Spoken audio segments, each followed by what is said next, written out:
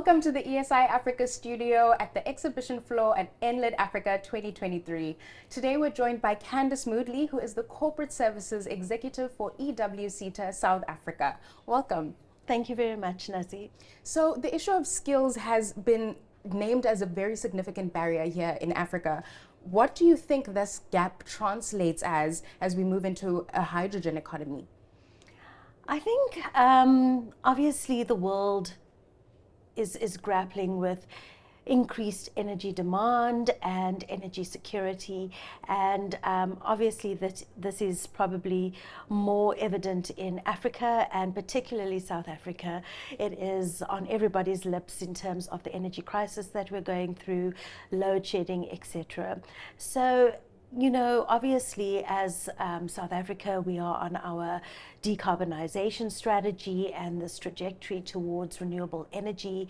And that trajectory is actually happening at such a rapid pace. Technologies are changing on a daily basis. And just as we introduce a new energy technology or energy efficiency technology, something new comes about and takes its place. So yes, skills development and the rate at which we are developing these skills is a barrier in terms of how we adopt and transition as a country when it comes to energy. But it's not something that I think is insurmountable if we work closer together and there's more collaboration, particularly with industry and the post-school education and training system. Mm-hmm. We are obviously just one cog of the wheel in terms of the PSET system. Being a CETA, we are responsible for and we are the authority for developing the necessary skills that's required as we transition. But it's not just us alone. What we often ignore is the huge role that our public training institutions and private institutions play when it comes to skills development. And we often, I think, ignore the role of our TVET colleges, our community colleges, and obviously for your higher skills levels, your universities and universities of technologies. Now, how does this then impact our hydrogen economy? Obviously, we are in the midst of a renewable energy transition. So that is happening, but I think the hydrogen economy is still something that is long term. There's a lot of feasibility studies still being conducted, a lot of collaboration that's still happening amongst various key stakeholders. For instance, there's the International Partnership on Hydrogen Economy, of which South Africa is the current chair, and through that international collaboration partnership, there is talk amongst various participating international countries in terms of how do you prepare for a hydrogen economy, and the skills agenda is still very much on top there. But as a CETA, we are right now still looking at various research studies in terms of the skills that will be required and the skills roadmap for a hydrogen economy. We know that in South Africa, the Hydrogen Valley has already been mapped out. It goes all the way from Limpopo, Gauteng, right through to Richards Bay in KZN. So along that map, that Hydrogen Valley, how are we capacitating, for instance, the TVET colleges to ensure that they are adapting their curriculum and the qualifications that they offer young learners from being predominantly fossil fuel to more hydrogen and renewable energy based qualifications, so that we are ready when the hydrogen economy does lift off, that we have the necessary skills. So we still, as EWCETA, are very much in the research stages, working with partners to understand the skills requirements. We have thankfully developed a hydrogen skills program that is now registered with SACWA. It is a short skills program, but I think it's a great start for South Africa. Many countries in Africa don't even have such a skills program. And we are now working with stakeholders, and we've actually engaged a lot of stakeholders at NLIT about the development of a full hydrogen qualification. But obviously that any full qualification development in South Africa takes at least 3 years. Mm-hmm. So we need to start now so that we are ready. By the time our hydrogen economy is in full bloom, we've got learners going through the education system on that qualification. And you've touched a little bit on the importance of collaboration in trying to develop new skills. What else do you think needs to be done in order to create valuable skills in South Africa to bridge the skills gap? I would definitely say that we need to bring industry and our post-school education and training system closer together. We cannot, as a SETA, plan for skills if we do not have industry participation. At the end of the day, our skills planning is demand-led. So it's the industries involved in the energy transition. It's the industries who are able to tell us what new skills are going to be required, because these are the new technologies that they're going to start implementing, or that they're connecting to the grid, or that they're enhancing and changing energy systems so that it's more energy efficient.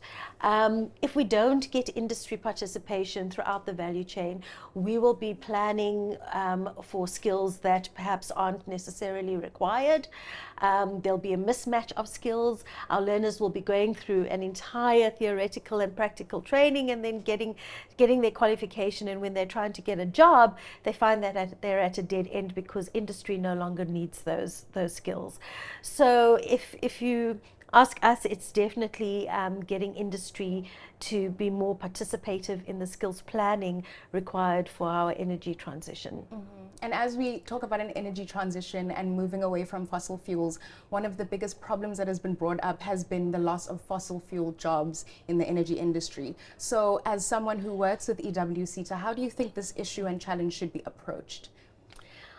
Decarbonisation is something that, once again, every country that has committed to the Paris Agreement is going to be embarking on, and South Africa is no different. Fossil fuels aren't going to go away. I mean, we are a developing country. Our predominant energy source will remain fossil fuels because we have that in abundance. And in our IRP, fossil fuels is still very much a big portion of our energy mix. So fossil fuel jobs aren't necessarily just one day going to just all disappear. But there is a requirement that we perhaps sort of steer some of the jobs in terms of upskilling and reskilling towards more renewable energy skills. So it's almost a specialization of sorts, because with decarbonisation, there are a lot of great new opportunities that will come online, not only for employment opportunities, but self-employment opportunities. So I think a big focus for us is no longer just about upskilling and reskilling the fossil fuel workforce so that nobody loses a job.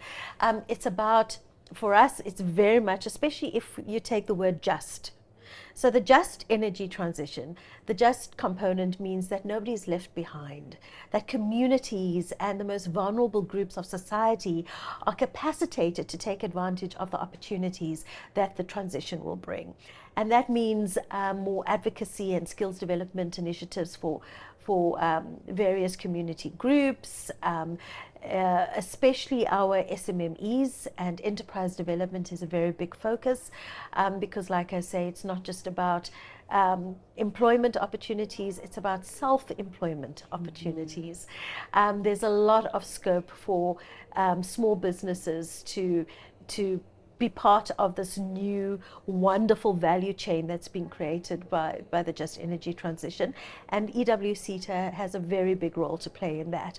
We also believe that our TVET colleges definitely need to be capacitated. A lot of our TVET colleges, if you take Mpumalanga as an example, with the decommissioning of some of the coal-fired power stations, a lot of the TVET colleges have historically been built around fossil fuel qualifications and what's needed by ESCOM plants. Now we're moving away from that, but what are the TVET colleges doing in terms of reviewing their curriculum, exposing their TVET lecturers to these renewable technologies, because you can't teach something you haven't yourself been exposed to. So that is a very big focus for us as EWCETA. So it's about strengthening our TVET colleges and our public education system, and then also community and SMME development.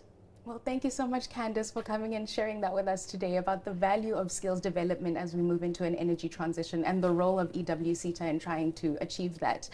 Thanks, Naseen. And to all of our viewers who are watching, you can make sure to like, comment, and subscribe on this video to see more content like this. But otherwise, have a powerful day and goodbye for now.